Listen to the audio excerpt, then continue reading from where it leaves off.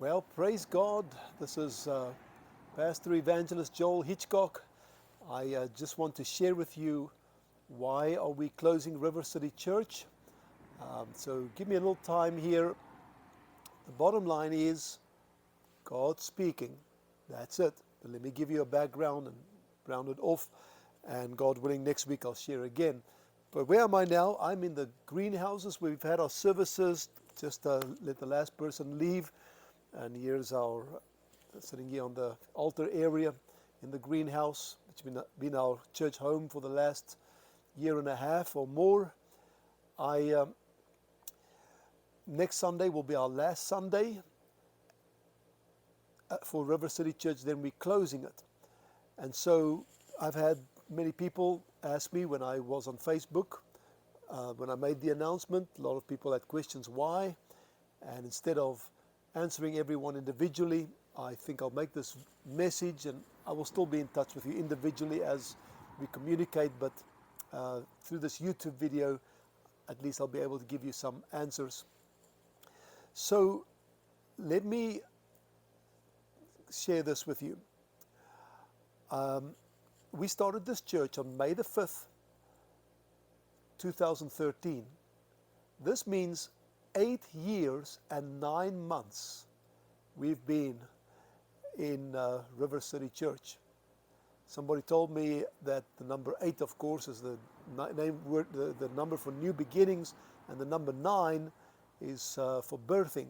I don't understand all those numbers. I kind of know the number 8, 7 and 8 what it means, but number 9 apparently means a birthing. So God's birthing something, new beginnings, birthing. But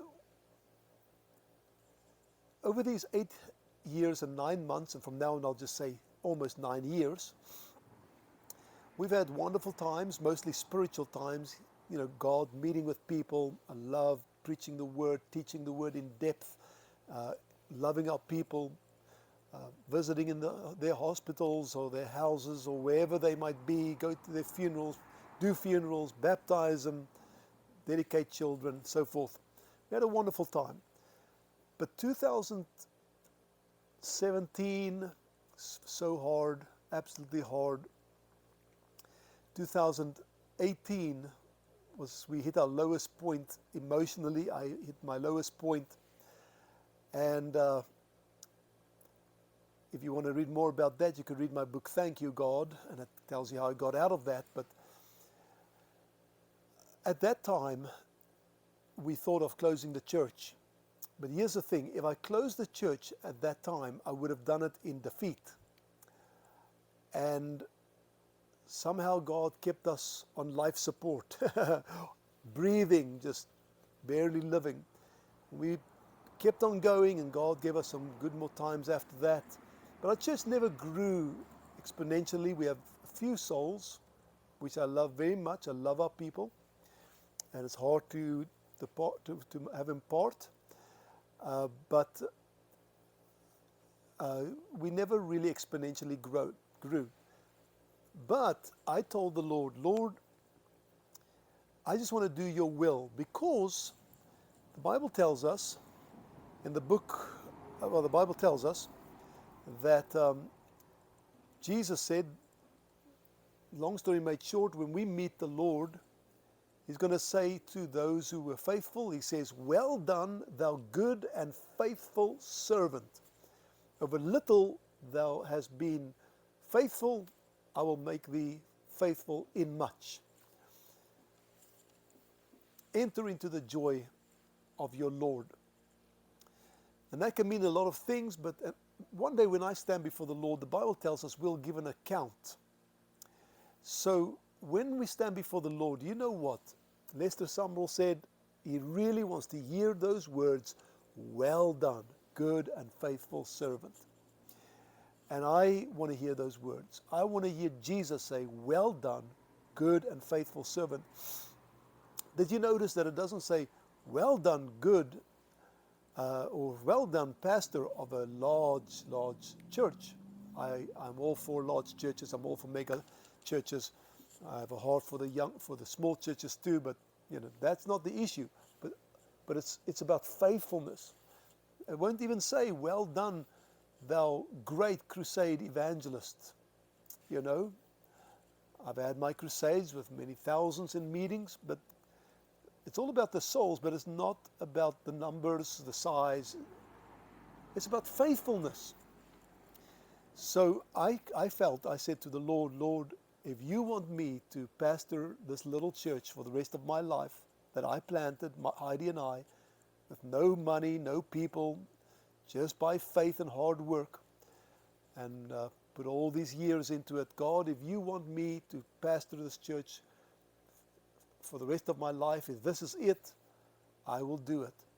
And I tell you, I was not kidding. I am serious.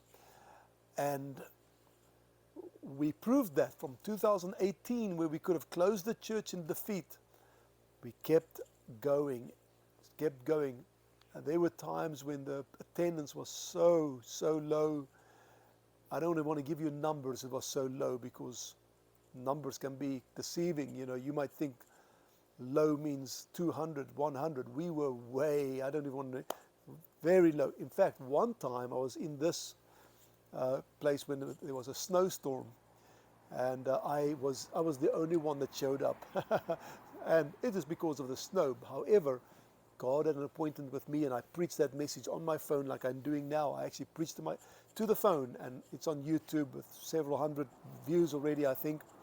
But God used that, in that meeting. But so I proved myself that I would be faithful, and there was no way that I would just back up and go without the Lord's leading.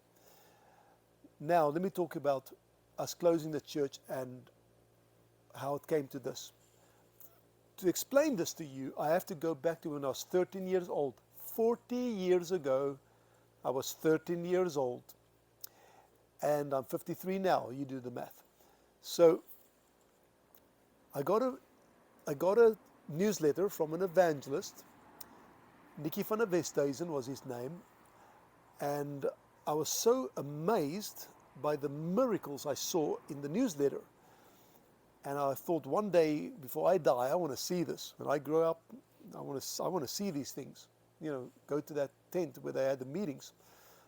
And in that newsletter, it said, if you want the power of God in your life, I suggest that you set aside a day of fasting and prayer. So I was only 13, but it spoke to me so loud that I decided to fast for one day.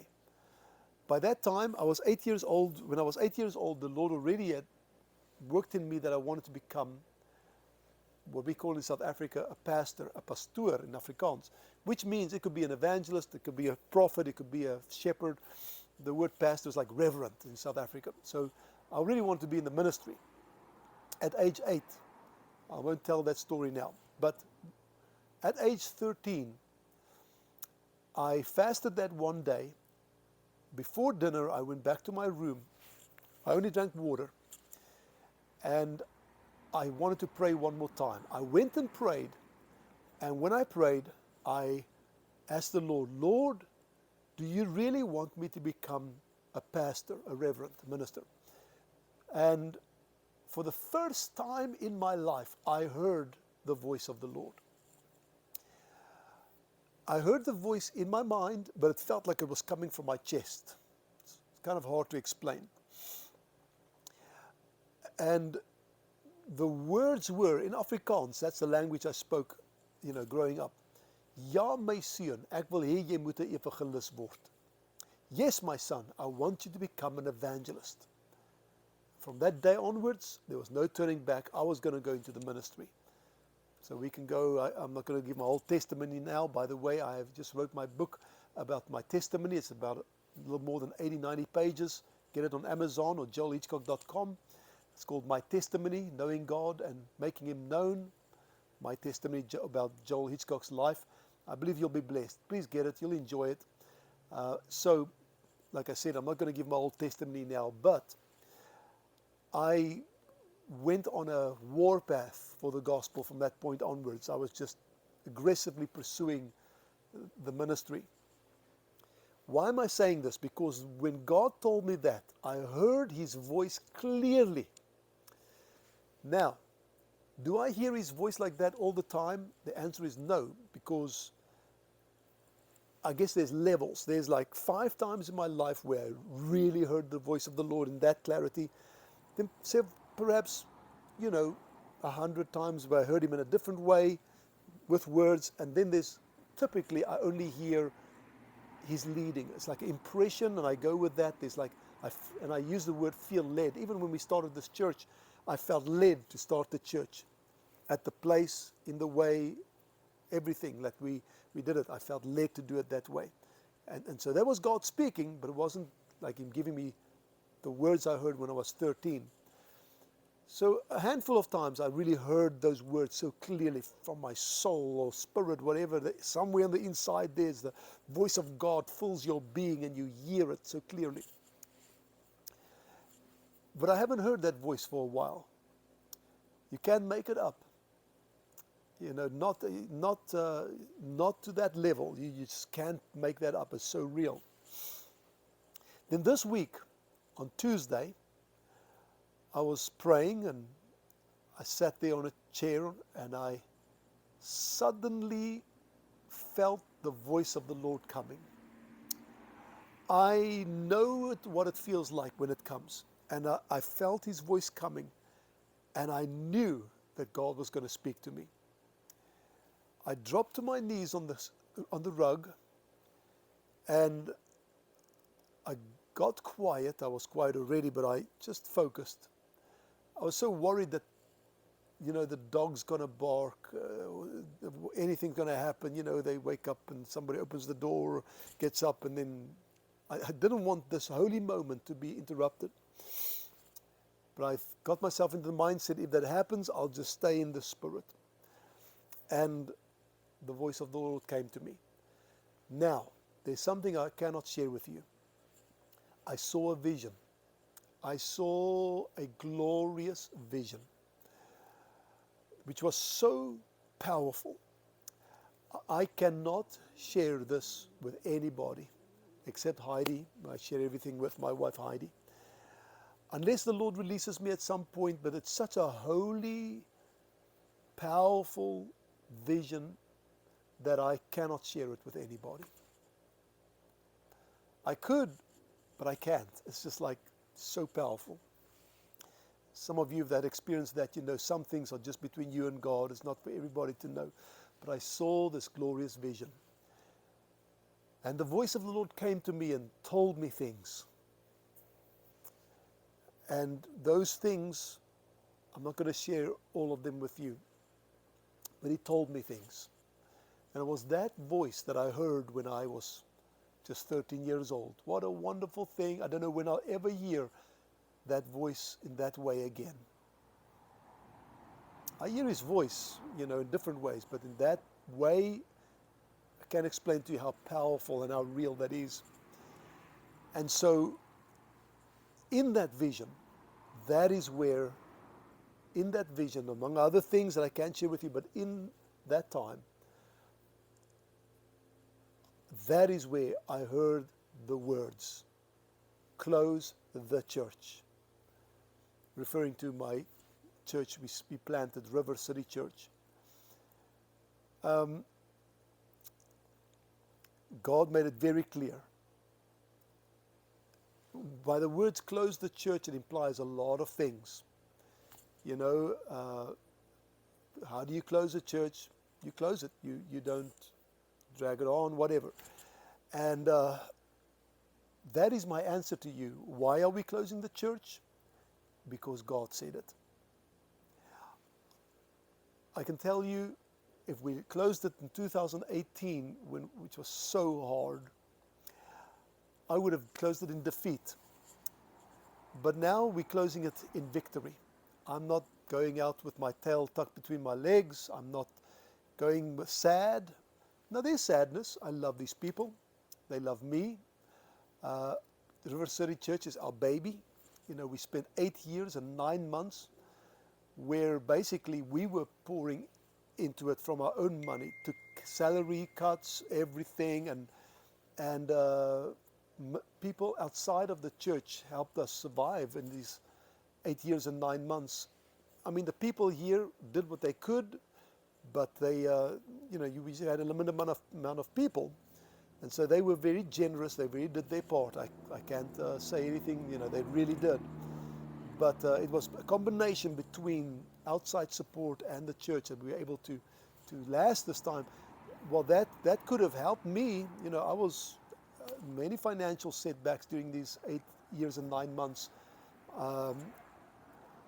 Never been late on my mortgage in my life, but in 2018 I was late 5 times. We always got to make it up. But what can you do?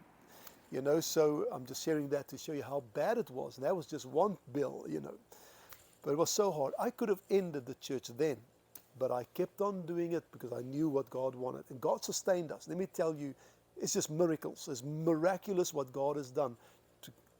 This is nothing short than a miracle that we almost did 9 years. It's God. And the only thing that released me from this is that I heard His voice.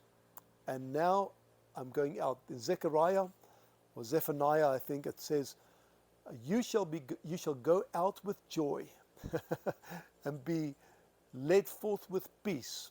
That's how we're going out of this season. We're going out with joy. We are led forth with peace. The rest of that scripture says, the mountains and the hills will break forth with singing before you, and the trees of the field will clap their hands. I tell you, we are leaving this season of our lives. We're going out of the season with joy, not all defeated, not sad, not depressed, not any of that. We're going out with joy. So I'm ending my story here with this. I want you to know that I want to give you 2 scriptures as I close. I actually got them open here for you before I started speaking so I could read them. But you say, what are you going to do, Brother Joel? What is the next thing that you're going to be doing? And let me give you the answer first, then I'll read this and you'll understand why. No, I do not have clarity. Except for this, close the church. Sometimes to close the church and be obedient to that is the next thing.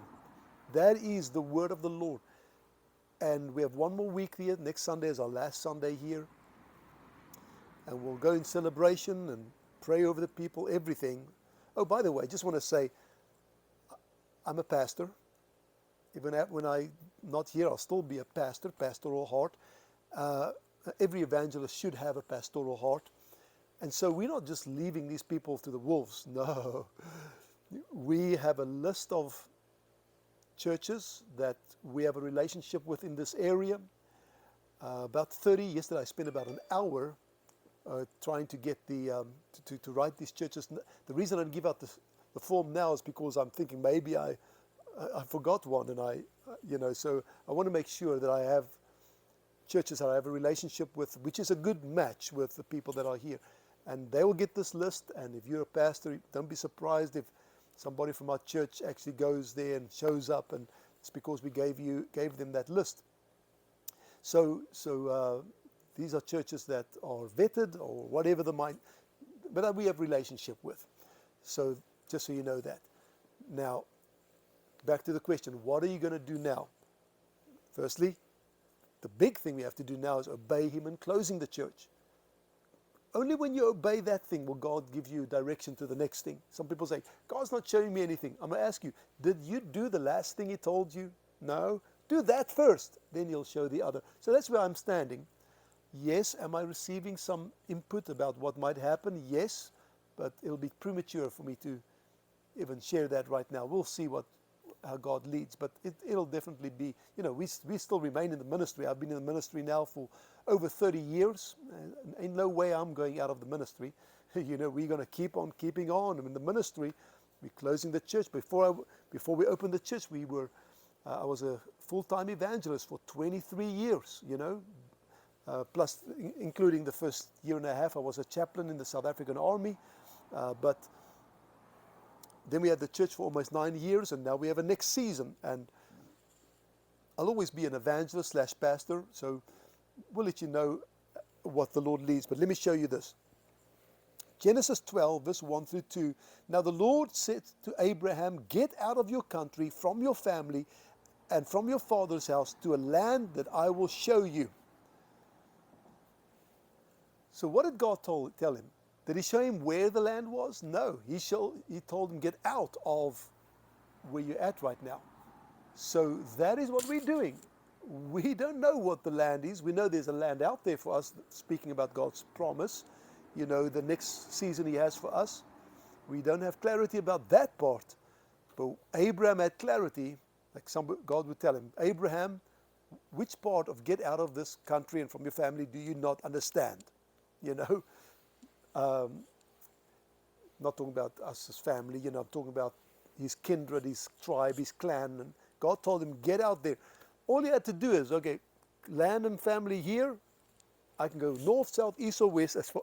All I have to do is go out from where I'm at. So that's what we're doing.